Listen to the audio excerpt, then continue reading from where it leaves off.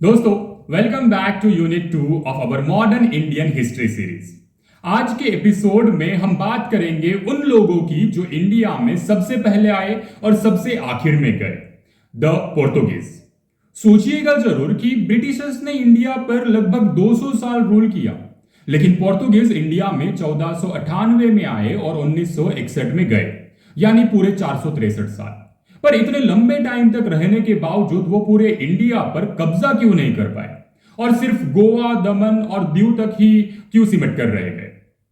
इस एपिसोड में हम पोर्तुगीज एम्पायर के राइज, उनके रथलेस एडमिनिस्ट्रेटिव सिस्टम, उनके रिलीजियस एग्रेसिव पॉलिसीज और उनके सडन डिक्लाइन के पीछे के रियल पॉलिटिकल और इकोनॉमिक रीजंस को इन डेप्थ में ब्रेक डाउन करेंगे। सबसे पहले समझते हैं कि यूरोप से इंडिया आने की जरूरत ही क्यों पड़ी।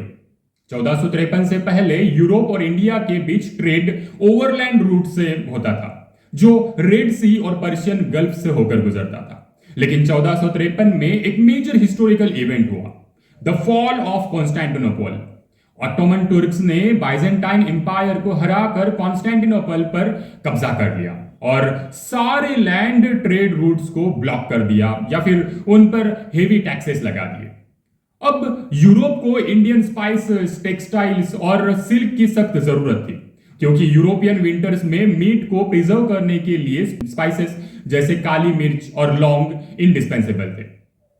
अरब मर्चेंट्स और वेनाइस के ट्रेडर्स का मेडिटेरेनियन ट्रेड पर मोनोपोली था, जिससे तोड़ने के लिए वेस्टर्न यूरोपियन नेशंस, खास करके पोर्तुगाल और स्पेन ने अल्टरनेटिव सी रूट्स ढूंढना शुरू किया। पोर्तुगाल के प्रिंस हेनरी द नेविगेटर ने मैरीटाइम एक्सप्लोरेशन को रॉयल पैट्रोनेज दिया और 1488 में बार्टोलोम्यू डायस ने अफ्रीका के सदर्न मोस्ट टिप तक पहुंचकर उसे केप ऑफ गुड होप नाम दिया। इसके एग्जैक्ट 10 साल बाद 20 मई 1498 को वास्को द गामा ने गुजराती पायलट अब्दुल मजीद की मदद से इंडियन ओशन को क्रॉस किया और कैलिकट के कपाड़ बीच पर अपना जहाज उतारा। जब वास्को द गामा कैलिकट पहुंचा, वहां के लोकल हिंदू रूलर जैमोरिन ने उनका स्वागत किया। वास्को द गामा ने यहां से जो स्पाइसेस खरीदे, जब उसने यूरोप वापस जाकर उन्हें बेचा तो उसे ट्रैवल कॉस्ट निकालने के बाद भी 60 गुना यानी 60 टाइम्स प्रॉफिट हुआ। इस प्रॉफिट ने पूरे यूरोप में सनसनी मचा दी और यहां से शुरू हुआ यूरोपियन कंपनीज का इंडिया की तरफ मार्च। 1500 में पेड्रो अल्वारेस कैब्रल आए और 1502 में वास्को द गामा दोबारा इंडिया में आए और कैनानोर में पहली पोर्तुगीज फैक्ट्री सेटअप की। लेकिन पोर्तुगीज सिर्फ ट्रेड नहीं करना चाहते थे, वो इंडियन ओशन पर पूरी तरह से डोमिनेंस चाहते थे। इस डोमिनेंस को एस्टैब्लिश करने के लिए 1505 में फ्रांसिस्को दी अल्मेडा को इंडिया का पहला पोर्तुगीज गवर्नर बनाकर भेजा गया। अल्मेडा ने आते ही ब्लू वाटर पॉलिसी यानी स्टैडो डा इंडिया की शुरुआत की। उनका मानना था कि जब तक पोर्तुगीज नेवी इंडियन ओशन पर राज करेगी, तब तक कोई भी उन्हें चैलेंज नहीं कर सकता। उन्होंने लैंड फोर्टिफिकेशन के जगह नवल स्ट्रेंथ पर फोकस किया। 1508 में बैटल ऑफ चौल में कंबाइंड इजिप्टियन और गुजरात नेवी ने अल्मेडा के बेटे को मार दिया। लेकिन 1509 में बैटल ऑफ दीव में अल्मेडा ने उस अलायंस को बुरी तरह हराकर इंडियन ओशन पर पोर्तुगीज नवल मोनोपोली सेट कर दी। इसके बाद आते हैं पोर्तुगीज एम्पायर के सबसे रियल फाउंडर अल्फोंसो दी अल्बुकर्क, जो 1509 से 1515 तक गवर्नर रहे। अल्बुकर्क एक ब्रिलियंट स्ट्रेटेजिस्ट थे। उन्होंने समझ लिया था कि इस सिर्फ समंदर पर रहने से काम नहीं चलेगा, लैंड पर भी स्ट्रेटेजिक बेसिस चाहिए। 1510 में अल्बुकर्क ने बीजापुर के सुल्तान इस्माइल आदिल शाह से गोवा को छीन लिया। गोवा पोर्तुगीज पावर का सबसे बड़ा सेंटर बना। अल्बुकर्क ने मलक्का स्ट्रेट, हॉर्मुज और एडन जैसे की चौक पॉइंट्स पर कंट्रोल करके इंडियन ओशन के सारे ट्रेड रूट्स को सील कर दिया। उन्होंने लोकल इंडियन विमेन से पोर्तुगीज सोल्जर्स की शादी करवाने की पॉलिसी प्रमोट की, ताकि एक loyal local Portuguese Indian population create हो सके। उन्होंने अपने टेरिटरी में सती प्रथा को भी बैन कर दिया था। अल्बुकर्क के बाद नीनो दा कुन्हा 1529 में गवर्नर बने। उन्होंने कैपिटल को कोचीन से गोवा शिफ्ट किया और 1534 में गुजरात के बहादुर शाह से बैसिन और दीव पर कब्जा कर दिया। अब बात करते हैं पोर्तुगीज के सबसे ब्रूटल और पावरफुल वेपन की, कार्टज सिस्टम। कार्टज एक तरह का नेवल ट्रेड पास या फिर लाइसेंस होता था जो पोर्तुगीज अथॉरिटीज इशू करती थी।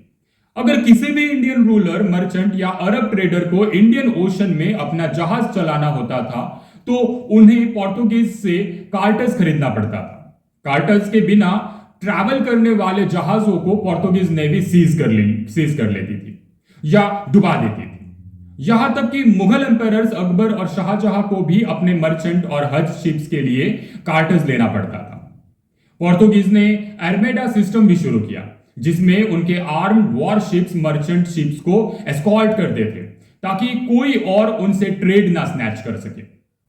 अब सवाल उठता है कि इतनी पावरफुल नेवी, कार्टज सिस्टम और स्ट्रेटेजिक लोकेशंस होने के बावजूद पोर्तुगीज इंडिया को पूरी तरह क्यों नहीं जीत पाए और उनका डिक्लाइन क्यों हुआ? इसके 5 बड़े रीजंस है। पहला रीजन था उनकी एग्रेसिव रिलीजियस पॉलिसी। पोर्तुगीज ने कैथोलिक क्रिश्चियनिटी को स्प्रेड करने के लिए बहुत हार्श मेथड्स अपनाए। 1560 में गोवा इंक्विजिशन सेटअप किया गया जिसमें लोकल हिंदूज, मुस्लिम्स और इवन सेंट थॉमस क्रिश्चियंस पर एट्रोसिटीज हुई।